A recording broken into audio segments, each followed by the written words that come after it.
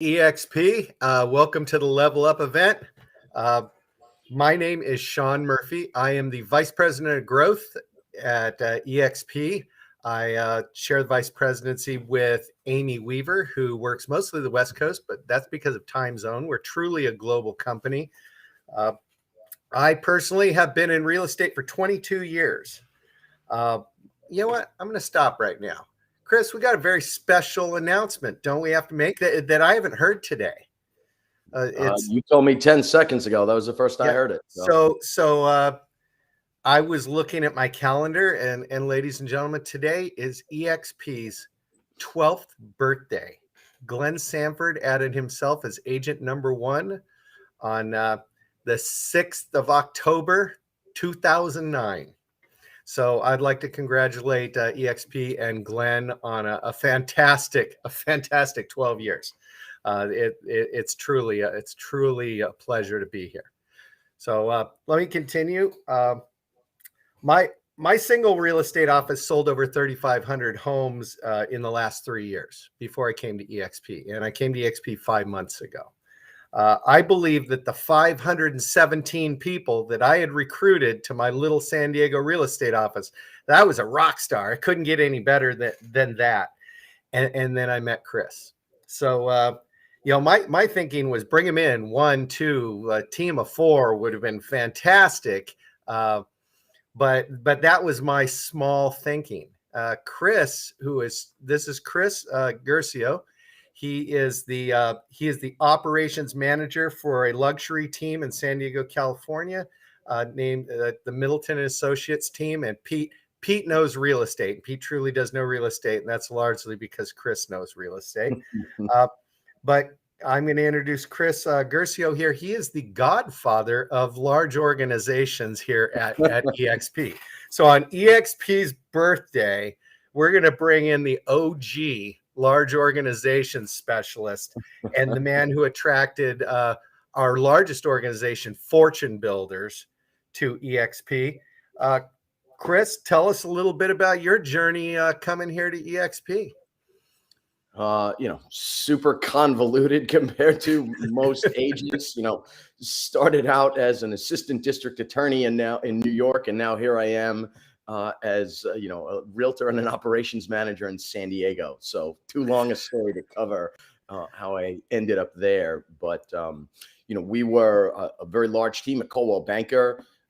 We had a great gig going there. And when we saw the opportunity that EXP afforded, not just to Pete and I, but to all of our agents, it was a no-brainer for us. It really, and it's been the best decision that we've made in connection with our team in real estate. No question about it. So this didn't just sneak up and knock on your doorstep. No. Well, it did. I imagine leaving. I remember working at the same company as Pete Middleton, and you were at Coldwell before that. This is not a light decision. You guys weren't doing a small amount of volume. Pete's not an unknown guy. I mean, he's huge in San Diego, and he's from Boston. You're from New York.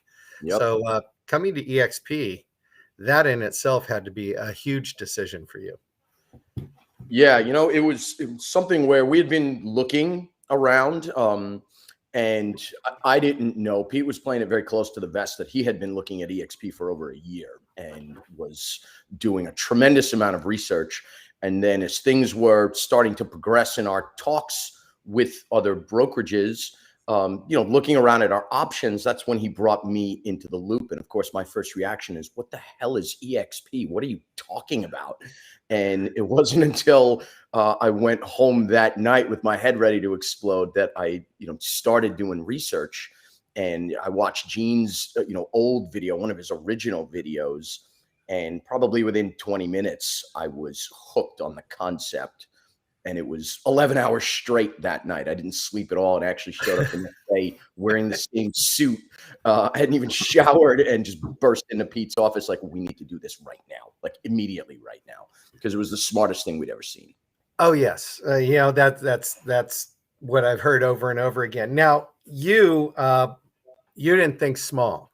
I was thinking small. I was crushing it recruiting wise. There probably wasn't an agent in San Diego County who hadn't heard from me, uh, but I was thinking small, and you decided to think big. So uh, you're really a specialist on how to approach a large organization, and more importantly, and everybody understand this clearly, what to do when you get them. Yeah, Uh, how do you wait? No, not how do you. How should you approach a large organization? sure. So it's funny. The reason I had moved to San Diego in the first place, I was very involved with Fortune Builders. They're the guys who got me into real estate in the first place. So I started as a coaching student of theirs in connection with real estate investing. That's how I transitioned out of practicing law, and uh, got very involved with the guys over the years. For about a year and a half, I actually worked directly for the company, doing those actual 3-day workshops that I had attended through Fortune Builders. And when I started focusing on being an agent, they had a brokerage here in San Diego. So my intention was, I'm going to move out here and blow up that aspect of their operation. And it wasn't long before I got out here that I realized, the owners didn't really have much interest at the time in their own brokerage. It was very utilitarian. They ran their rehabs through it. These guys still flip about 80 to 100 houses a year. So it made sense for them to have their own brokerage at the time. And so I ended up just outgrowing it, in its current iteration, moved on, got recruited by Berkshire Hathaway, then got recruited by Coldwell Banker, and that's where I met Pete. So when we saw EXP, it solved a real an issue for me, saying, look, this is the way that we can scale their brokerage without all the headaches that they were looking to avoid. So now they really can take it national without having to get licensed in all 50 states. They have a massive database. They were doing 3,000 live events a year. They'd have over 1 million people register at their events. So these guys have one of the biggest databases I've seen. And their community, which is called Fortune Builders Mastery, which is their coaching community, is very tight knit. They're very engaged with each other. They've really created a culture within that community. So the moment, that very night when I was sold on EXP, just on the commission structure, because that saved our team over $300,000 just by having a cap. So when I was hooked then. When I learned about rev share, that's what kept me up all night, because immediately that's when my brain went and said, this would be an ideal situation for Fortune Builders and their community. And just so the audience knows this, Fortune Builders has about 33,000 members. And if I'm not mistaken, 8,200 licensed agents, somewhere around there. And most of them in process based on the results that Chris has brought to them of getting a license. How do you, you wake up, 11 hours of sleepless night, ex-district attorney from New York. I'm going to approach Stan Merrill and the Fortune Builders Society. I'm going to sell them on moving their business to EXP. Right. Who wakes up and says, I'm going to try to bring 33,000 people to a company? So. Well, yeah, look, Than and his partners. So JD Asajian of the partners is the one who actually still has a license. So JD was the boots on the ground. JD ran CT Homes, which was their flipping company. Yeah, he does the flips. Exactly. I've worked with him a lot. Yeah. And he was the broker of record at Realty National. So he's the guy really, on the ground every day in the trenches. So literally I joined EXP on a Tuesday. I took JD to lunch on Wednesday and laid out for him the plan that I developed over the last, 2 months probably of prepping for that meeting, of saying, look, this is what I designed out in order, and how we can scale this thing and leverage your existing community. You got to remember their network and their connection is on the investment side of real estate. So these were people who, from all walks of life, in every profession imaginable, who wanted to start getting into real estate investing, both actively and passively. But naturally, having a license often goes hand in hand with that. So they had a lot of people in that community who were licensed, very small percentage who being an agent was their primary business. But a lot of people who had a license and now, because of EXP, are eager to get licensed. So for them, and probably for most large organizations, the number one thing with guys like that, Than's, a 9-figure guy. So for them, it's what's the return on their time? If he gets approached with stuff every single day with a million different business opportunities of people who want to be in business with Than Merrill and, Paul and JD Asajian and Conrad, their other partner. And it's got to really move the needle in order for them to be interested because their time is so limited. I hear that over and over again. Right. I was going to ask you what's your pitch to them. And what I've heard in every single session was, I'll do it all. Yes. I just need you. Right. So we're going to get there. What was your initial pitch? Because everybody in the audience, and this is live on YouTube, this is live in the world, live on Workplace. Everybody's going to want to get down to what was the initial, what did you say? You went to lunch with JD and you had to open up with, Well, it was nice that I had a pre-existing relationship with him, you know what I mean? So this wasn't something that just came out of the blue and I knocked on his door and said, hey, let me introduce myself. We'd known each other and worked together for years. So, but what I said to him was, look, you guys are so good at scaling and remonetizing a community. And so you have this base of, a very large group of people who trust you, they trust your decisions and will follow you. So, first I laid out for him, how the company operated so that he could wrap his head around that and see what a great opportunity it is. And then told him exactly what you said before. It was, me being willing to throw my body at the problem and say, look, I know that, you're still flipping 80 houses a year and JD does a lot of the representation in those houses, working as the broker as well. They're constantly speaking at their boot camps and stuff. Than is doing a million things. Same with Paul and Conrad. They were not going to have the time to devote to this. So their big thing, their whole platform really is built on the E-Myth and having a system that is duplicatable and scalable. So that's what I did even before I met with JD, was create that system and then show him, look, this is how I can run this for you. So the nice thing is we're, obviously connected now, for life through this with me being JD's sponsor, but he's able to focus on their core business. Same with Than and the other guys. And I'm now the guy who's running all of the agent attraction efforts along with Randy Zimnock, another one of our partners, for their entire organization. So it's just like you said, you want their endorsement. So you want to convince them that this is good for their community.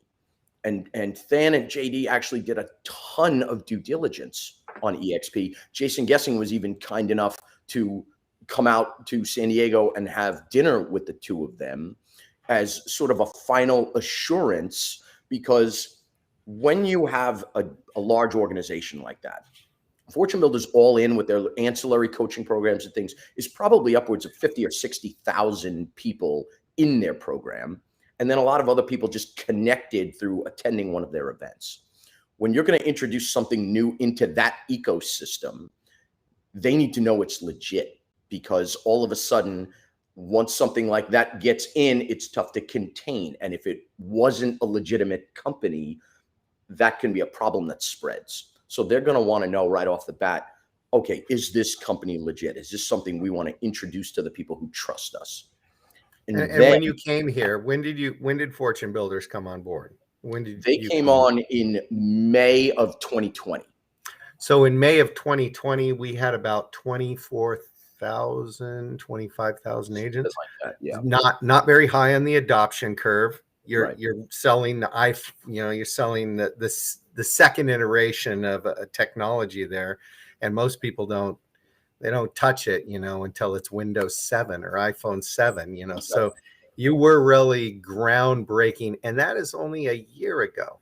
Yeah. 1 year ago. Yeah. If you don't mind me asking, how many people are in your personal organization, your downline? 1 year. I think, right, we're either at 554 or 555, but Yep. we've got probably 600 more people in real estate school now to join EXP for the sole reason to join EXP. And we've probably got at least another 200 to 300 that are in some stage of the onboarding process. Like, we've talked to them, and they have. So in a year, and I do have to point out to everybody, Chris is the operations manager for one of our largest real estate teams here at EXP and in Southern California. So this is on top of, because I know Pete Middleton's not going to say, oh yeah, just give up on my real estate team and go do this. Now you run them both. That brings up the next question. You have a lot of people coming. Everybody, what do you do once you get them? How do you, once they sign up, that's when the work begins. Like, great, I just talked several hundred people into signing up at EXP. Now what? Yeah, you invest stock in Marlboro and Folgers for one. Because a lot of coffee and cigarettes getting me through this. But here's the thing with everything that you do, and this started for me. The E-Myth was the first sort of professional development book that those guys had me read. And the whole gist of it is you've got to systemize everything that you're doing. So, literally you start to see, and especially as you're starting to bring people in, you quickly see, okay, here's the pattern of the onboarding process. Here's questions that get asked a lot, things like that. So,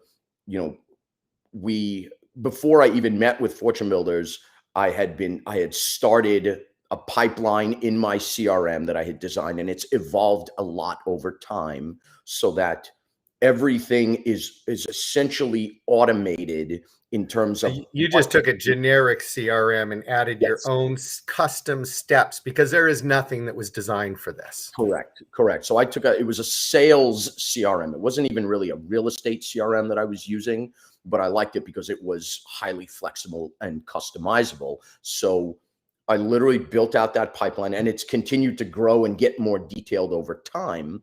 But everything, like when you move it from one stage to the next, it automatically has a task that tells you exactly what to do. And I wrote it as if I was writing it to someone else. I can just see the title of the task and know what to do, but I wanted it to be scalable so that if we're bringing in a VA, they're not guessing what has to happen. It literally says, send agent, the following email, see link below. And they can literally just click on the link in the task itself, and it launches the Google Doc with the text for the email to go out. Like the free Google Doc. Wow. Yeah. I love Google everything. The best CRM, it's always been said, the best CRM is one you use. So you put in a task. You signed yourself on, you saw the problems, and you put in a task for everything you encounter to mitigate those problems. And in a year, I hear from every team in the United States, and I don't hear from you guys. So you've obviously got a hiccup and bump tab for everything you've encountered along the way. Everything. We take notes, between Randy and I on every, sort of issue that comes up or every question that gets asked. So, like we have an onboarding guide that we would like them all to read before they start the process. Most people don't. It's just like, just give me the link and I want to sign up. So, but we created a guide so that they can literally, it tells them what to expect as they're going through this, and answers a lot of the questions in advance. You know what I mean? So am I joining your team? What's this agent equity program thing? Well, it asked me if I want to get paid in a business. What does that mean? So we put all of that out to them so that they can reference it and know what to expect. Step-by-step join application step all the way till they onboard. So we have it set up so that it's really infinitely scalable. And you really, the pipeline's sort of in, the 4 stages of like, the initial lead intake and routing in terms of, all right, what happens when a lead comes up? Is it somebody who's licensed? Are they in school? Have they not even started yet? And making sure it's getting assigned to the right person. Then the follow-up stages. And then after that, you have onboarding and then subsequently retention. So it's really, that's how we've sort of divided up the pipeline. It's just going to happen organically. And as we're scaling, I don't even remember where I got this quote or the idea from, where you have like the riverboat captains where you're an expert of this part of the river, and then you get handed off to somebody who's an expert of the next part. So that's how we want to do it, that, the person who's doing the onboarding knows exactly what to do and what questions not to answer. Like, don't guess, you know what I mean? If it's something where you're not sure, hand it off to Randy or myself so that we're answering the question and getting them the right info. So you got them onboarded, you got a great system. What's your message to the membership? I mean, you have to keep arms around your people, or they will disperse like cats. Correct. So continually keeping in touch with them. What's your message to the membership and the management of the group? It's constant contact with them. You know what I mean? We're constantly, and that's not the program constant contact.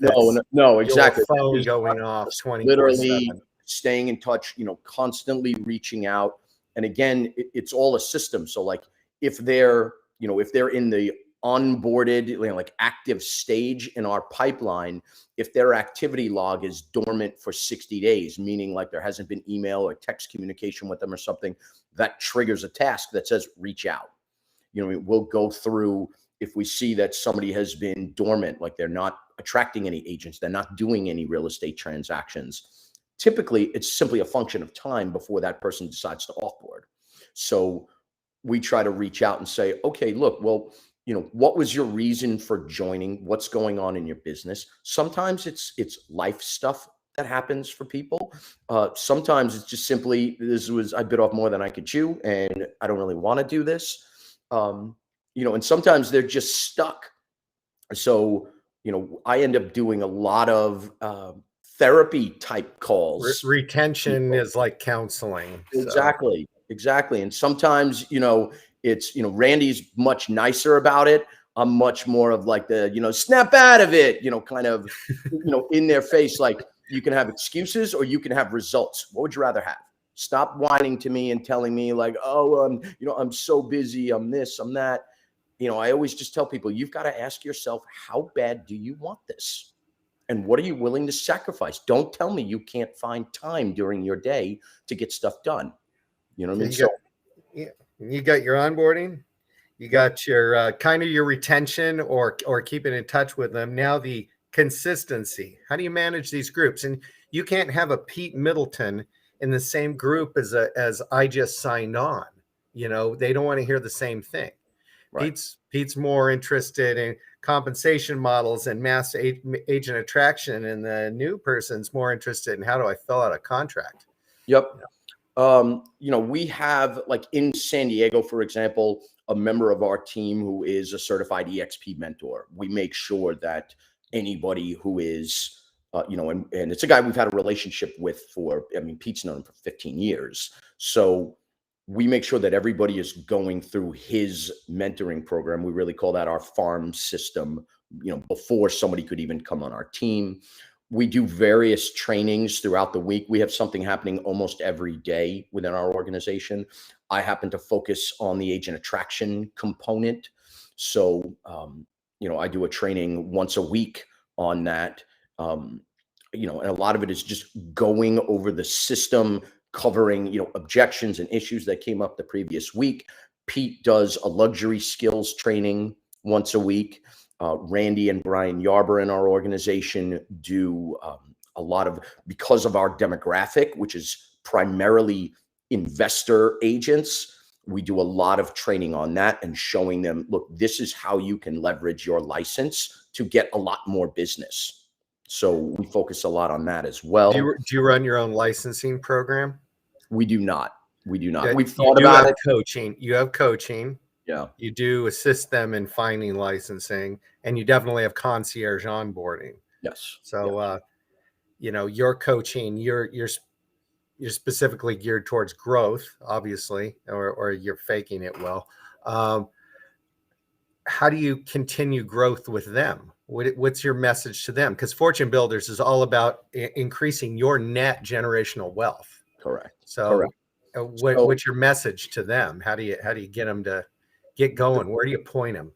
the biggest thing with this, what I find with most agents in our organization is it all starts with their mindset.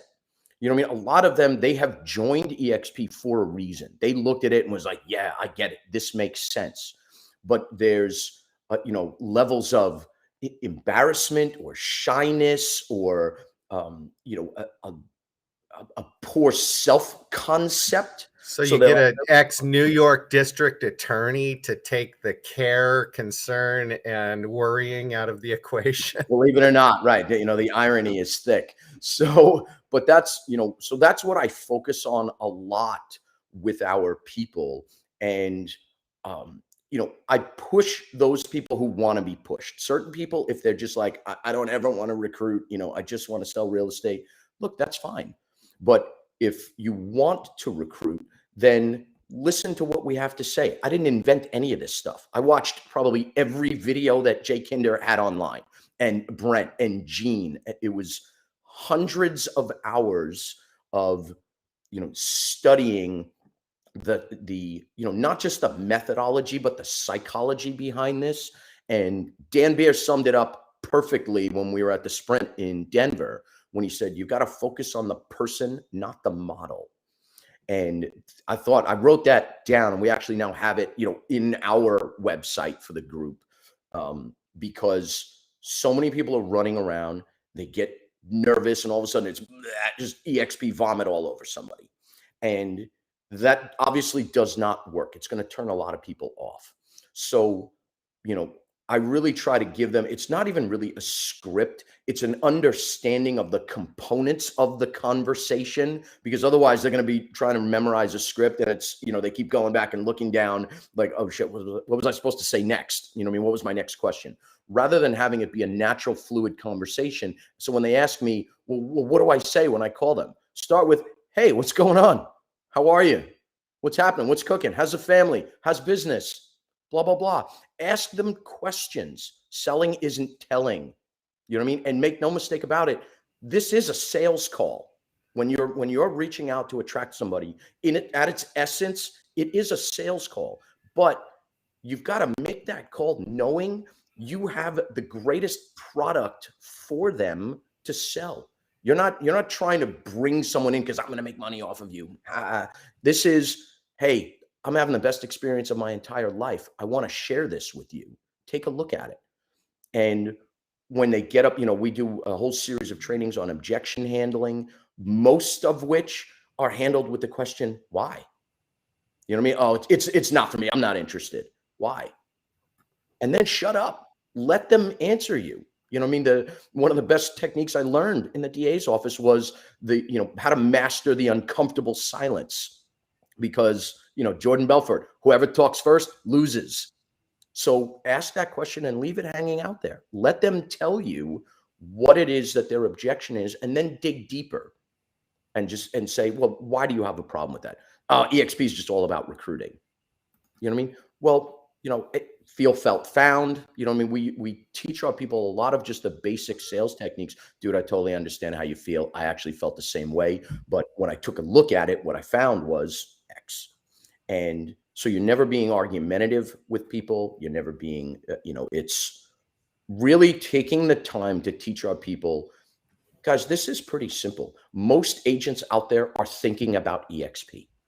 You know what I mean? It's somewhere in their bandwidth, in their brains, whether it's because they've been approached, whether they're watching the stock price, whether they're seeing agents fleeing their office en masse to come to EXP, they're thinking about it. So the whole key is asking questions to find out really what is holding them back. And that's what I try to do each week. My training is rather repetitive because that's how I learned it, by watching hundreds of hours of YouTube videos. Well, So if you need help attracting people to EXP, you can always contact Chris, not a million at a time, but please contact Chris. As we wind it up here, I'd like to thank Chris. I'd like to thank the Middleton team for loaning Chris out. He watched a million videos, and now he is the million videos. So it doesn't take long to conquer this model. Yeah, you're an attorney and all that. You're up the food chain. But I'd like to wind it up. I'd like to wish EXP a happy birthday. I'd like to thank the godfather of large organizations for coming here on EXP's birthday. Everybody have a fantastic level up and a fantastic Wednesday, and we'll see you at the next session. Thanks, buddy. Take care, guys.